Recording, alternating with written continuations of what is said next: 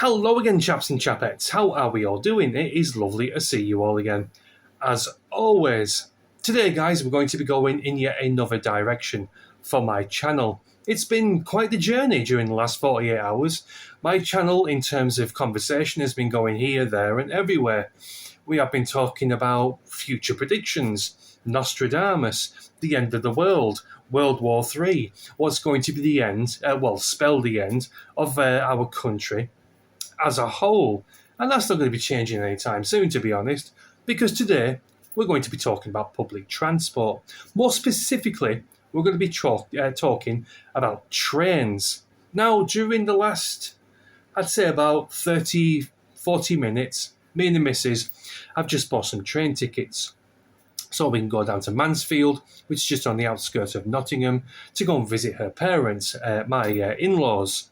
And it has cost us close to £200 for the pair of us to get down there, return, just to go and see my in-laws. I wouldn't even pay a tenner to go and see my in-laws, let alone 200 quid. Only messing, my in-laws are lovely people. I am blessed in that department. But it got me to thinking, if trains are so damn expensive, which they are, you have to virtually remortgage your house to go and travel the country or go and visit people or basically commute to work. This will probably resonate to the people who don't drive, who actually use public transport, buses, trains, that kind of a thing. And coaches aren't much better. When I first got on my missus, she lived miles away from me. She lived in Nottinghamshire. I lived in Lancashire. I used to go and get a train down there and go visit her and stuff like that. I used to be able to get down there for probably short of 40 quid or something, return. And I wasn't a kid. I was 24, I think I was when I met my missus. So it was quite cheap as chips. Even I could afford it on a basic wage, doing whatever I was doing then, working in a cinema, I think it was.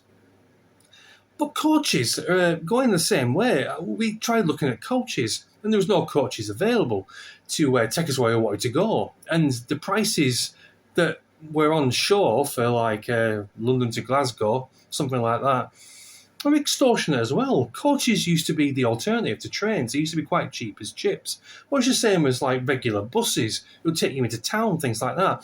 Even they are rising in prices. So it got me to thinking, why hasn't some brainiac, some egghead, some entrepreneur, some businessman somewhere, or businesswoman, tapped into the idea of getting in on this? I mean, the market is wide open for some economy travel for the entire nation. They would make an absolute killing. All you've got to do is get some economy travel vehicles, some cheap vans, some cheap buses, whatever you're going to do. Put lines on like they do in coaches and buses. And, yeah, make people pay less. I mean, put shit seats in there. Don't do like nice, comfy seats and stuff like that where people are going to be laid back, reclining seats with cup holders and stuff. No, bog standard, rock hard seats, uncomfortable, but charge less, charge pittance for it. It would corner the market.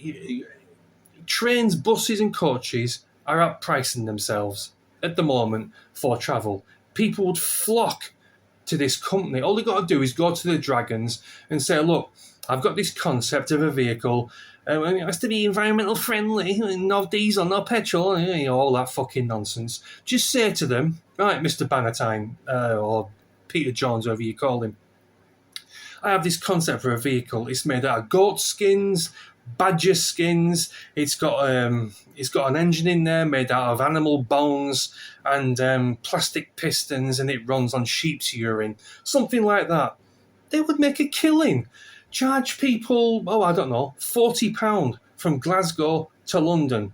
Pay the driver pittance as well. Just put an immigrant in there or something like that. You'd be flying. People would flock. You'd be stuffed full with people. That's the way businesses run. You got to tap into a market. You got to make it a supply and demand issue. And if you do that and it catches on, you will be quids in. Why on earth hasn't someone tapped into this, guys? It only just occurred to me as I was shelling out almost 200 quid to go and see my pissing in-laws. Why? What's stopping people from doing it? It's so simple. It's there, ready for the taking. If I had the money, I would do it myself. I'd get a load of fucking cheap knockoff transit vans that are, I don't know, close to bursting.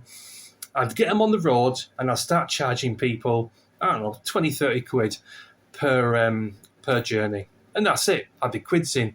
Millions and millions of people using my company, fucking off trains, fucking off buses, fucking off coaches. Yes, job's a good one.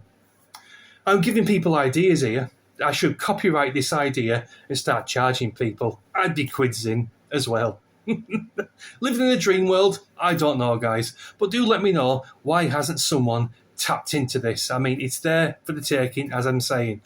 No one can afford to travel on public transport, whether it be trains, buses or coaches. They are pricing themselves out of the market. There's a gap in there, a gap that's waiting to be filled by someone shrewd and astute. Some entrepreneur somewhere is ready to take that pot of gold and run away with it, wouldn't you say?